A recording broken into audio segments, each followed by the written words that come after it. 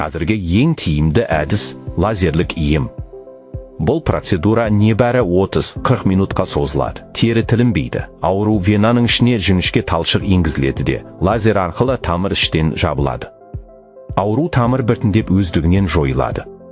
Ең бастысы, адам сол күні ақ өз аяғымен жүріп үйіне қайтады. Тігіс болмайды, із қалмайды, ауырсыну өте аз болады, ал күнделікті тіршілікке тез оралады. Лазерлік емнен кейін де дұрыс күтім өте маңызды.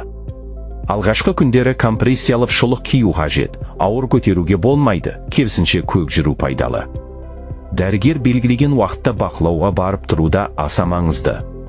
Осы талапта сақталса, емнің нәтижесі ұзақ жылға сақталады. Ал егер варикоз асқынып кетсе, аяқта тұрақты ісік пайда болады, тері қарайып, трофикалық жара ашылады, тромб қаупі күрт күшейеді.